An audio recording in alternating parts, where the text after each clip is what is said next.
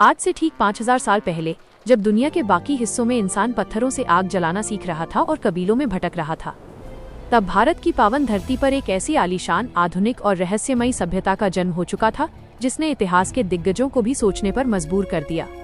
सिंधु घाटी सभ्यता यानी हड़प्पा संस्कृति, एक ऐसी सभ्यता जिसके पास चमचमाते पक्के मकान थे, आज के न्यूयॉर्क और मुंबई जैसी चौड़ी सड़कें थीं और एक ऐसा अंडरग्राउंड ड्रेनेज सिस्टम था जिसकी कल्पना आज से सदियों पहले करना भी असंभव था। लेकिन दुनिया के इस सबसे विकसित और अमीर शहर का सबसे बड़ा और खौफनाक रहस्य छिपा था इनके धर्म में। जब पुरातत्वविदों ने इस पूरी सभ्यता की खुदाई की तो उनके पैरों तले जमीन खिसक गई। इतने बड़े साम्राज्य में आज तक वैज्ञानिकों को ना तो कोई मंदिर मिला, ना कोई मूर्ति रखने का गर्भगृह और ना ही कोई धार्मिक किताब। तो आखिर 5000 साल पहले भारत की इस धरती पर रहने वाले लाखों लोग किस अदृश्य ताकत के आगे सिर झुकाते थे? वो कौन सा रहस्यमयी भगवान था जिसे ये लोग पूजते थे? इस रहस्य की परतें तब खुली जब साल 1920 में मिट्टी की परतों को हटाते हुए वैज्ञानिकों के हाथ एक अजीब सी प्राचीन मुहर लगी। इस मुहर पर जो दिखा उसने इतिहासकारों के होश उड़ा दिए। मुहर के ठीक बीचों बीच एक पुरुष योगी की मुद्रा में बैठा था जिसके 3 मुख थे और सिर पर सींग जैसा एक भयानक मुकुट था। लेकिन सबसे ज्यादा रोंगटे खड़े कर देने वाली बात ये थी कि उस योगी के चारों तरफ खूंखार और जानलेवा जानवर जैसे एक विशालकाय बाघ, हाथी, गैंडा और भैंसा बिल्कुल शांत और बंधे हुए खड़े थे। जाने माने इतिहासकार जॉन मार्शल ने जब इस खौफनाक मुहर का बारीकी से अध्ययन किया तो उन्होंने दुनिया को एक ऐसा सच बताया जिसने सबको हैरान कर दिया। उन्होंने कहा कि ये कोई साधारण इंसान नहीं बल्कि पशुपति नाथ हैं, यानी पशुओं के स्वामी, जो कि साक्षात महादेव भगवान शिव का ही 5000 साल पुराना रूप है। इसका मतलब जब दुनिया ने धर्म का नाम भी नहीं सुना था तब भारत की इस प्राचीन विरासत में योग और महादेव की गूंज हुआ करती थी।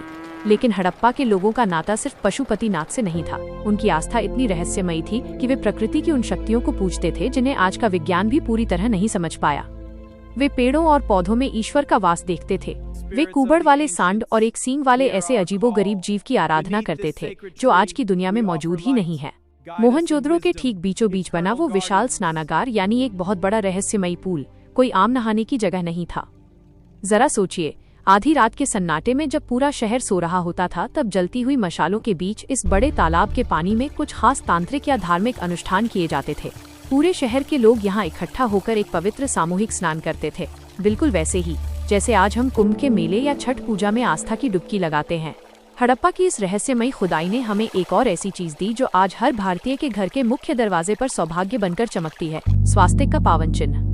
शुभ और समृद्धि का ये प्रतीक चिन्ह हमें किसी राजा या महाराजा से नहीं बल्कि इसी 5000 साल पुरानी सभ्यता से विरासत में मिला है।